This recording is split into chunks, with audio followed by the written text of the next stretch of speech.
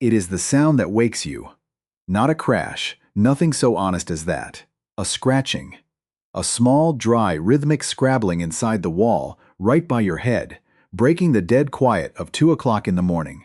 You lie there in the dark, eyes wide, and you try to tell yourself it is just the house settling. You want to believe the old timbers are just sighing under the cold night air. But deep down, you know it is not the house settling. It is a mouse. And the old rule of the country says that where you see or hear one, there are 40 more hidden in the dark. Right now, while you lie there listening, they are in your winter grain, chewing the insulation off your electrical wiring, gnawing the soft foam off your water pipes, and leaving their dark, oily filth across the very shelf where you keep your family's flour. When most folks realize what they are sharing their home with, they reach for the same two modern answers. They pick up the phone to call an expensive pest control company to sign up for a monthly service, or they drive down to the big box store to buy a plastic bucket full of those bright green chemical pellets. They spend $30, $50, or even hundreds of dollars on a recurring problem. And here is the trouble with both choices. The heavy trouble that nobody prints clearly on the front of the label until your dog becomes sluggish, or you find your best barn cat stiff behind the woodpile. The poison that kills the mouse does not simply stop with the mouse. Understand this. The easy answer is very often the one that costs you the most in the end. I am Elias. My family came over to these shores from the Palatinate back in 1838, and we have lived on and farmed this same piece of Lancaster County ground ever since.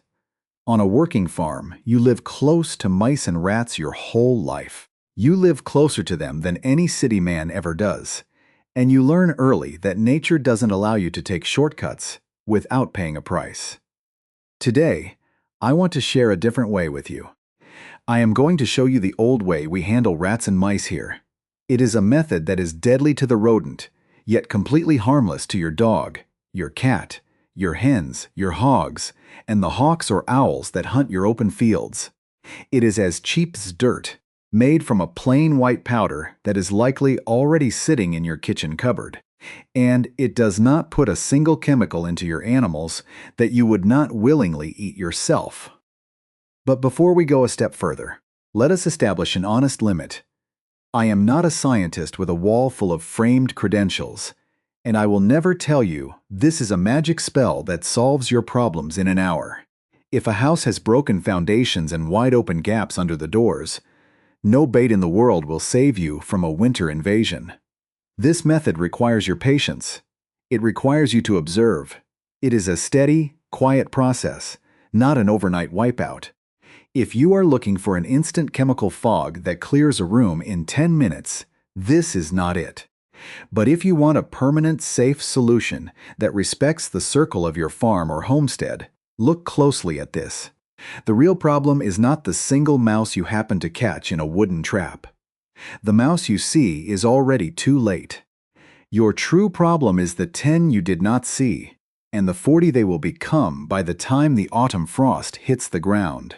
I learned the foundation of this method from my mother. Inside the dark grain room, off the back of our old bank barn. I was just a boy. A traveling salesman had come through our county selling a new powerful chemical poison in tin cans. A neighbor down the road bought a crate of it to clear his corn cribs. Within less than a month, that neighbor's best barn cat, a creature that had kept his porch clean of pests for years, was dead. My mother never forgot that. She took me by the hand, led me into the quiet of our grain room where the smell of milled oats was thick in the air, and she said, "Elias, listen to me closely. Anything strong enough to kill the rat in your wall is strong enough to kill the cat that eats the rat." She called it the poison that does not stop. Stop and think about how those modern chemicals work. The rodent eats the bait, but it does not die instantly. It takes days to weaken. While it is dying slow, sick, and clumsy, it becomes an easy meal. The barn cat takes it, or the great horned owl drops from the evening sky to scoop it up, or your loyal farm dog finds it stumbling under the porch. The poison travels right onward up the food chain, straight into the animals you love and rely on. In the town books, they call it secondary poisoning. It is the reason a man can lay out commercial bait for 3 years straight, bury 2 of his favorite cats, and still hear the scratching in his walls every winter. The old people understood that this was a losing battle. They wanted a solution that did its work inside the pest, turned the key, and then simply stopped, leaving nothing toxic behind for the rest of the world. It turns out that such a solution exists, and it has been sitting right next to the baking flour for generations. Modern biological research confirms exactly what the old practitioners knew by experience. The secret lies entirely in a fundamental difference in anatomy. Consider the structure of a small rodent. A rat and a mouse are built differently than a dog, a horse, or a human. Their digestive tract is a strict one-way street. They completely lack the biological ability to belch, and they cannot be sick to their stomachs. They cannot bring anything back up once it passes down their throat. Not gas, not food, nothing. When you take plain, ordinary baking soda, a powder soft as talc that costs less than $1 a box, and you introduce it to the acid and moisture inside a rodent's stomach, it triggers an immediate chemical reaction. It releases carbon dioxide gas. You have seen that exact same fizz 100 times when mixing a spoonful into a glass of cider or vinegar. In our larger, more complex bodies, or in the body of a dog or a cat, that gas is easily vented or brought up without a second thought. It is a minor inconvenience, but inside the tight, unyielding anatomy of a mouse, that expanding pressure has nowhere to go. It cannot escape. That simple, physical pressure is what does them in. No nerve toxins, no dangerous blood thinners, no residual chemicals that remain active after the animal passes. It is just a natural law of biology taking its course. The very thing that makes the white powder entirely deadly to the rat makes it completely harmless to nearly every other creature walking your pasture. It is not a trick, it is just a profound respect for how these small bodies are made. Yet, this is exactly where most folks go wrong. They hear about this method on the wind, they go out to their kitchen, they throw some ingredients together in equal measure, and they get absolutely no results. Then they shake their heads and say the old ways are nothing but old superstitions. They fail because they do not understand the hidden law of the bait. The specific deliberate way X must disguise the powder so the rodent's sharp senses never detect the trap until it is already sprung. To truly make this work, you have to understand that a mouse and a rat do not want the same supper. They require entirely different mixtures, prepared with a specific ratio that overrides their natural caution. If you mix it wrong, they will walk right past it. If you mix it right, they cannot resist it. Let me step over to the old wooden workbench here, and I will show you exactly how we prepare these 2 distinct mixtures, how we measure out the secret proportions my mother used, and precisely where you must place the bait boxes, so the pests have no choice but to find them. Look down here at the grain bench. I have 2 yellow bowls set out, and the first thing I want you to notice is the cleanliness of everything. A mouse can smell the oil from your fingers, the soap from your hands, or the tobacco from a pipe, long before he smells the food you are offering him. If you want this to work, you must start with clean tools and a mind that is not in a hurry. Let us start with the first bowl, the one we are setting for the mice. As I told you before, a mouse has a powerful driving craving for sweet things. He is a small creature with a fast heart, and his body looks for quick energy. We begin with our active ingredient, plain, dry baking soda. It is bright white, chalky, and feels completely smooth between your thumb and forefinger, almost like fine cornstarch. Now listen to the measure, because this is where the modern books get it wrong. Most people use a 1-to-1 mix. That is too weak. The mouse will smell the soda, eat just a nibble, feel a bit of discomfort, and never touch it again. The old measure my mother used was 2 parts baking soda to 1 part food. Twice the soda. We take 2 full, level cups of the white powder and tip them into the bowl. To that, we add 1 cup of yellow cornmeal. Not the fine bolted flour kind you buy for baking delicate cakes, but the coarse, stone-ground meal. It has a bright, sunny color and a grainy, sandy texture that gives the bait substance. When you mix them together with a dry wooden spoon, the white and the yellow should blur until it looks like pale beach sand. But as it sits right now, it is just dry dust. A mouse will not look at it. We have to bind it to mask the bitter, salty edge of the soda with something they cannot pass up. For mice, we use a good, thick ribbon of dark molasses or raw honey.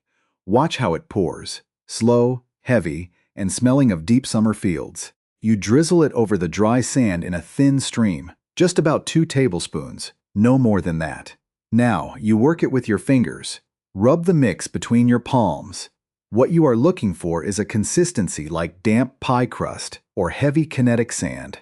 It should not be a sticky, wet dough that clings to your skin, nor should it be a loose powder that blows away in a draft.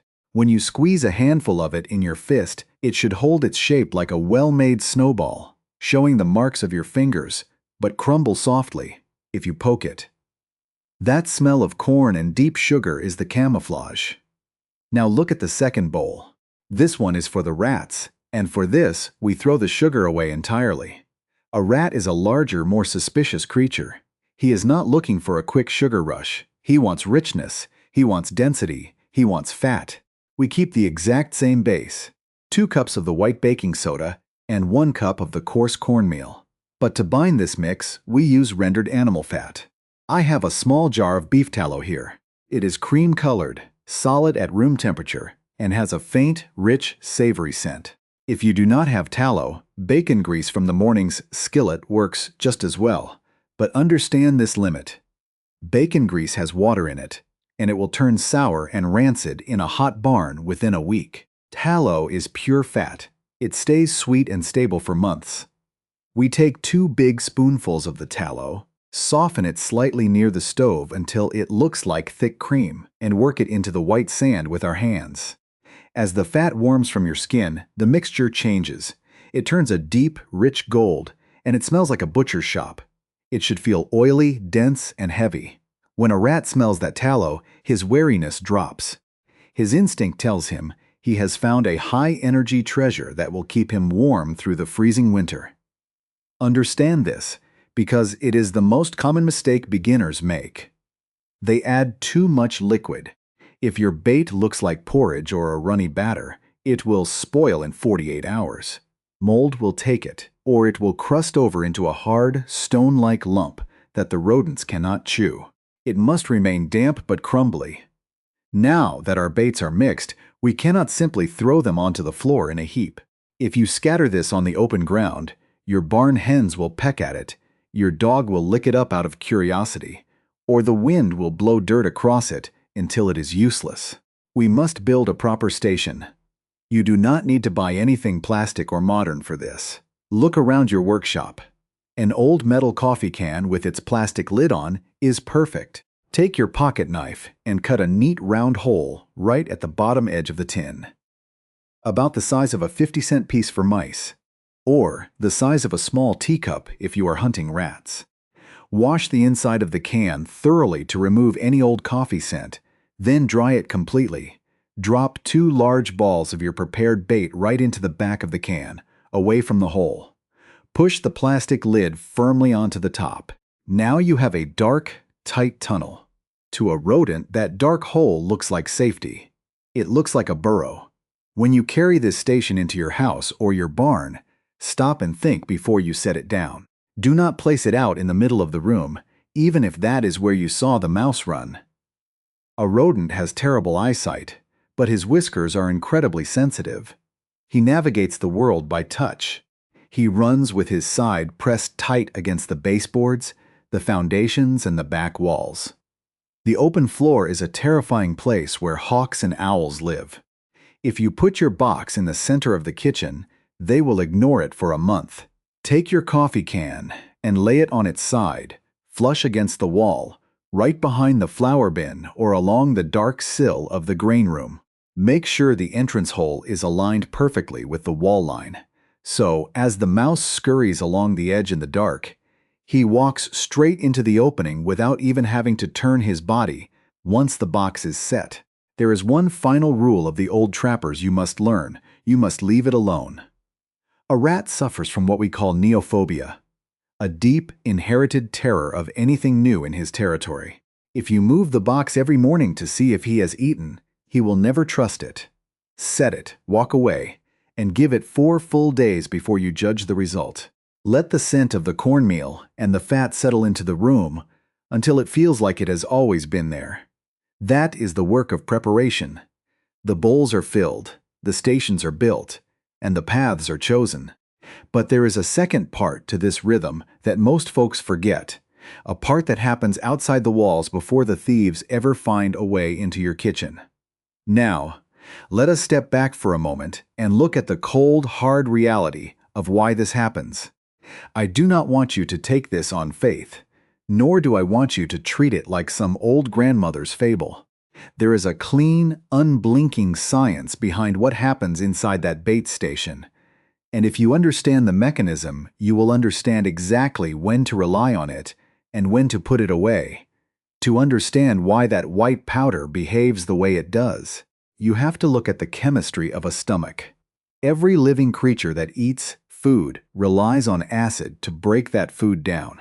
A rodent's stomach is an incredibly acidic environment, full of strong gastric juices meant to quickly dissolve coarse grains, hard seeds, and raw salvage. When our mixture of sodium bicarbonate, which is the proper name for baking soda, enters that sea of stomach acid, a violent transformation begins. Think of it like the old volcano experiment children build for school fairs, or the way a dry tablet of medicine fizzes and rolls when you drop it into a glass of water. The solid powder instantly shatters into a gas called carbon dioxide. In a healthy animal with a standard digestive tract, that gas expands, pushes upward, and triggers a natural reflex. The throat opens, the body vents the pressure, and nothing more comes of it. But a mouse or a rat is built like a pressure vessel with a one-way check valve. Between their stomach and their throat, they have a powerful, tight ring of muscle, a biological barrier that allows food to pass down but clamps shut like an iron gate against anything trying to move back up. They do not have the neural pathways to trigger a belch, nor do they have the diaphragm strength to force material backward. When that gas begins to bloom inside their small belly, it cannot escape. The volume of gas multiplies rapidly, filling the stomach cavity like air pumping into a leather football. Because the gas cannot be vented, it creates an intense internal pressure. That pressure restricts the blood flow to their vital organs, shuts down their digestive tract, and causes their system to collapse from the inside out. It is a physical failure of the anatomy, pure and simple. It is not a chemical that poisons their blood or corrupts their flesh. It is a mechanical overinflation of a system that was never designed to hold air. This is the exact reason why a deceased rodent handled this way is completely safe for the rest of your farm. When a barn cat or a wandering hawk finds that mouse, they are not consuming a cocktail of synthetic anticoagulants or heavy metal toxins. They are simply consuming an animal that suffered a severe case of bloat. The baking soda inside the rodent's stomach has already spent its energy, turned into harmless carbon dioxide and a bit of standard salt, and poses zero risk to the creature that eats it. But let us be entirely honest about the limits of this craft. Every tool has its boundary, and if you treat this like a cure-all, you will find yourself disappointed. First, let us talk about water. This method will fail completely if your bait gets wet from the weather. If you place these boxes out in an open mudroom, under a leaky eave, or on the damp ground of a rainy pasture, the moisture in the air or the soil will seep into the cornmeal. The baking soda will react right there in the tin can, fizzing out its strength into the empty air long before a rodent ever touches it. By the time the mouse arrives, he will find nothing but a cold, flat, salty paste that has lost its power. This is a dry land method. It belongs under roofs, inside tight cupboards, under floorboards, and within covered bait stations that shield the mixture from the elements. Second, Consider the competition. This bait works because it tastes better than everything else in the room. If you leave a sack of open chicken feed sitting right next to your bait box, or if your pantry has torn bags of sweet oats and loose sunflower seeds scattered across the floor, the rodents will often pass your box by. They are wary of new things. If they have an abundant, familiar, easy source of clean food, they will stick to what they know.